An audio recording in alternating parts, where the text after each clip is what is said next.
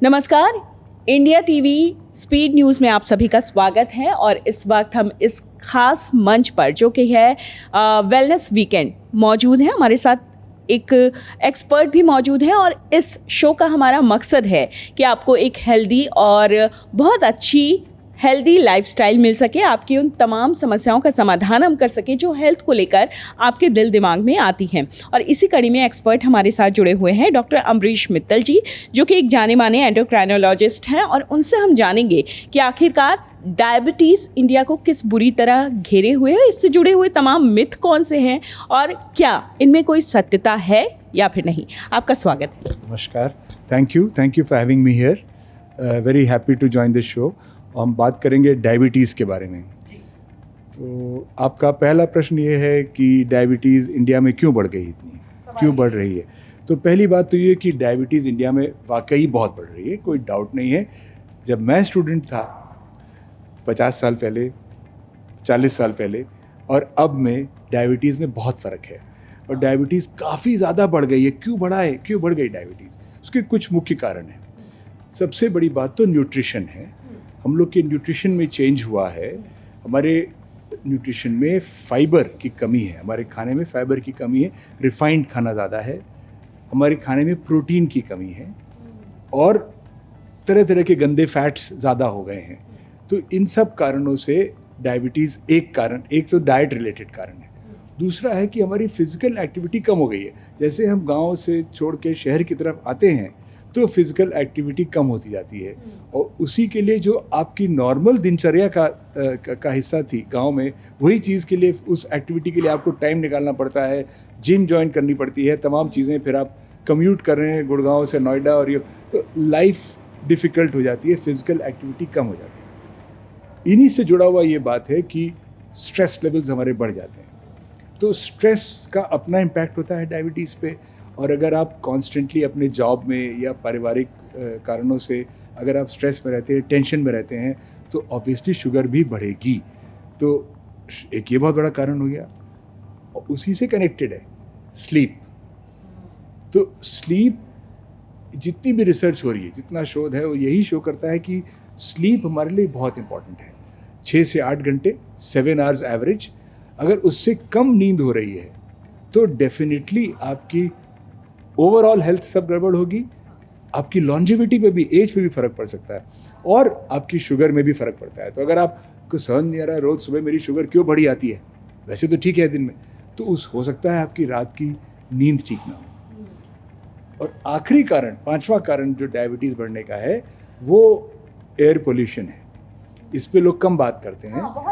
पर जितना air pollution हमारे शहरों में हो गया है, स्पेशली नॉर्थ में, वो इटसेल्फ, उसके जो छोटे छोटे पार्टिकल होते हैं, आप रिपोर्ट में पढ़ते होंगे PM 2.5, तो वो हमारे लंग्स के द्वारा हमारे ब्लड में चले जाते हैं एंड हमारे पैनक्रियास और ऑर्गन्स को अफेक्ट करते हैं। तो air pollution is also a major contributor to diabetes. तो ये सारे रीज़न से हमारे यहाँ डायबिटीज़ बढ़ रही है।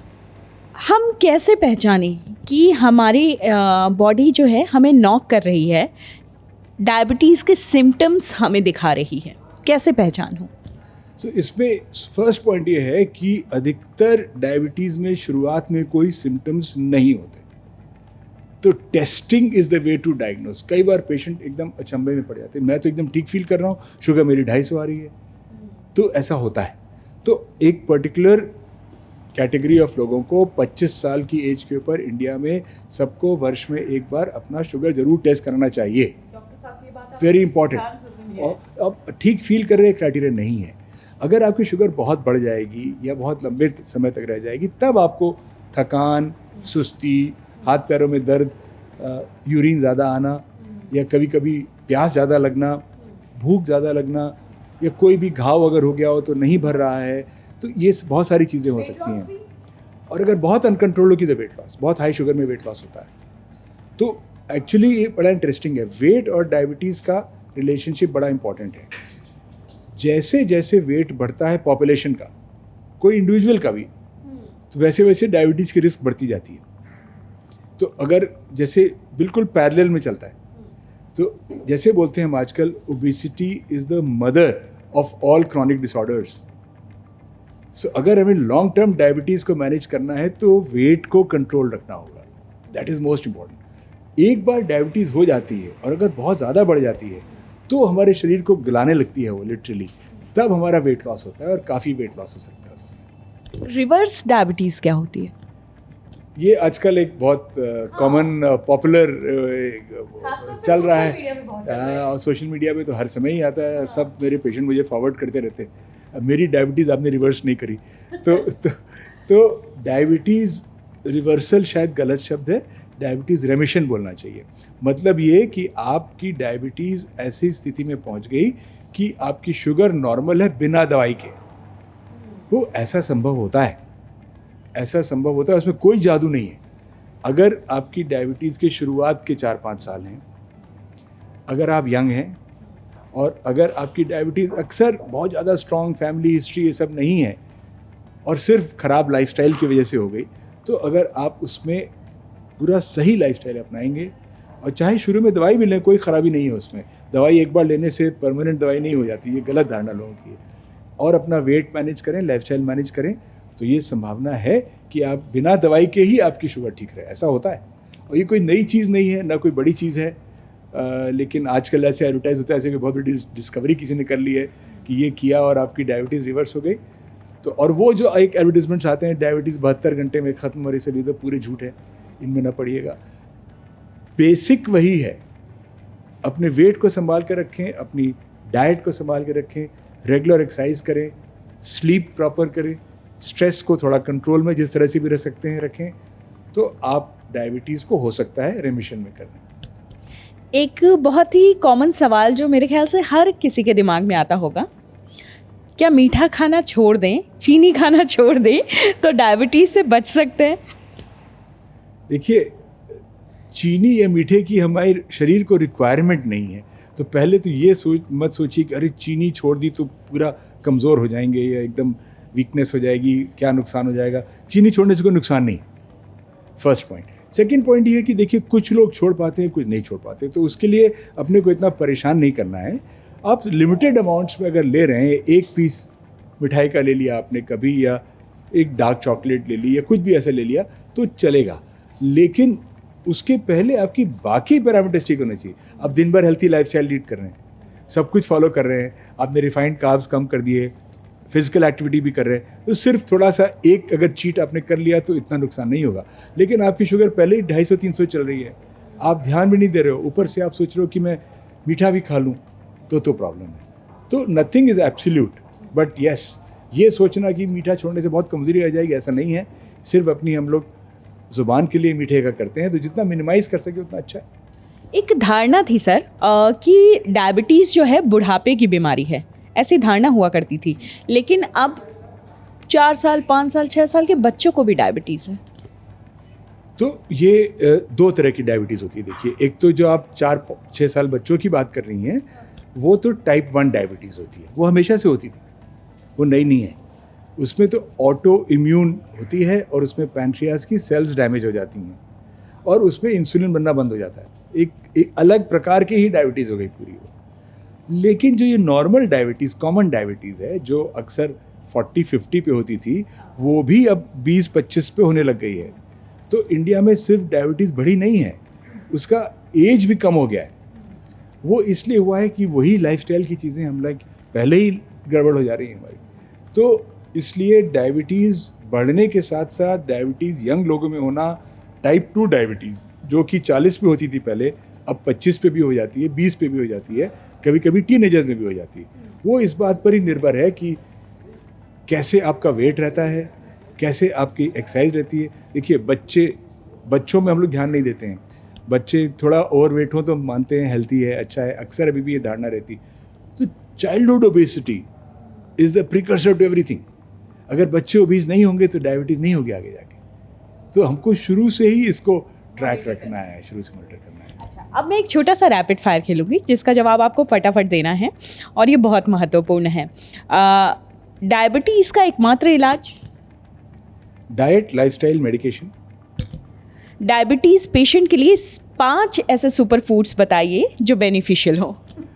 सुपर फूड्स तो नहीं, ओके, हाई फाइबर ग्रेन्स, जैसे मिलेट्स होते हैं, है ना, इनको रिप्लेस करें, या अगर आटा इस्तेमाल करें तो चोकर मिक्स्ड आटा होना चाहिए, हाई फाइबर ग्रेन्स, नंबर 1।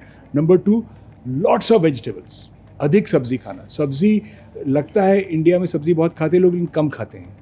आधी प्लेट सब्जी से भरी होनी चाहिए, half plate should be vegetable. Number 3, आप प्रोटीन बढ़ाएं डाइट में। प्रोटीन छूट जाता है इंडियन डाइट्स में, कई बार हम लोग प्रोटीन पे ध्यान नहीं दे पाते हैं, स्पेशली वेजिटेरियन डाइट्स में।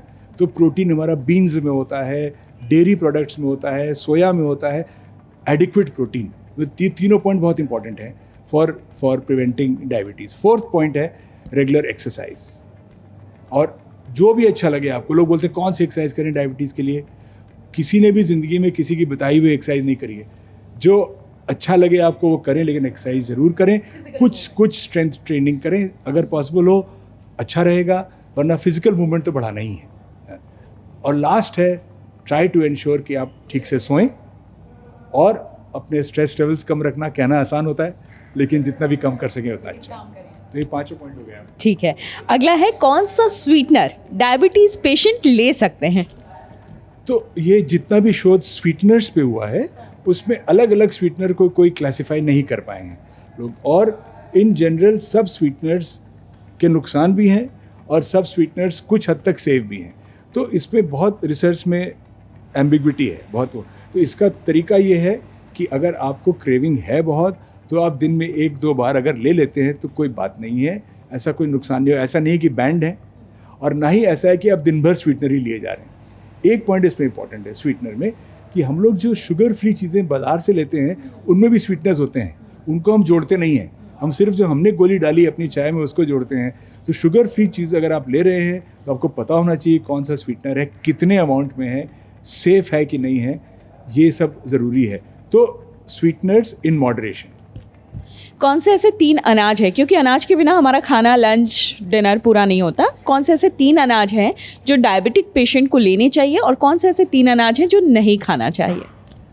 मेरे ख्याल से जो अनाज सेफ़ हैं, ये मिलेट्स की मैं बात कर रहा था, तो ज्वार है, बाजरा है, कोडो मिलेट्स हैं, या इवन गेहूँ जो कि प्रोसेस्ड नहीं हो, चोकर मिला हुआ गेहूँ, एक्चुअल जेन्युइन, वो अच्छे हैं ग्रेन्स। जो ग्रेन्स नहीं लेने चाहिए, रिफाइंड ग्रेन्स नहीं लेने चाहिए, प्रोसेस्ड ग्रेन्स जो भी है, चाहे वो गेहूँ हो, चाहे चावल हो। शाइनी वाइट राइस हम लोग बोलते बहुत अच्छा होता है, वो नहीं ठीक है। रिफाइंड ग्रेन्स नहीं लेने हैं। मैदा बेस्ड चीज़ें हमारे लिए जहर है। और सारी देखिए बेकिंग, हमारी सारे स्नैक्स सब मैदा बेस्ड होते हैं, तो हमको किसी तरह उसको अपने लाइफस्टाइल से हटाना है। These are all the refined grains are bad, all the coarse grains are good. आखिरी सवाल मेरा ये है, अगर किसी के घर में हेरिडिटरी हो, किसी के खानदान में डायबिटीज़ की, तो उसके लिए आप क्या सलाह देना चाहेंगे? तो अगर आपके परिवार में डायबिटीज़ की हिस्ट्री है, हेरिडिटरी टेंडेंसी है, तो और भी ज़रूरी है कि आप शुरू से, बचपन से ही, या अपने बच्चों का, अगर आपके बच्चे हैं तो उनके वज़न का और स्वास्थ्य का ख्याल करें, उनको ओवरवेट ना होने दें। और थ्रू आउट चाइल्डहुड, एडोलेसेंस अगर वेट मेंटेन रखेंगे, वही तरीके जो मैंने बताए, तो उनकी डायबिटीज़ के रिस्क काफ़ी कम है। अगर हेरिडिटरी डायबिटीज़ है तो भी आप उसको 10, 20, 25 साल तक डिले कर सकते हैं। तो सपोजिंग कोई दो लोग को एक ही जीन्स हैं, एक ही फैमिली के, और रिस्क सेम है एट यंग एज, लेकिन एक ने अच्छे से फॉलो किया, वेट मेंटेन किया, तो उसको हो सकता है डायबिटीज़ 50 साल पे जाके हो, और एक जो केयरलेस रहा उसको 20 साल पे ही, 25 साल पे डायबिटीज़ जाएगी। तो अगर आप 20 साल डिले कर लोगे तो बहुत बड़ी बात हो गई ना। आप सोचो ना, you have gone through the main period of your life without diabetes.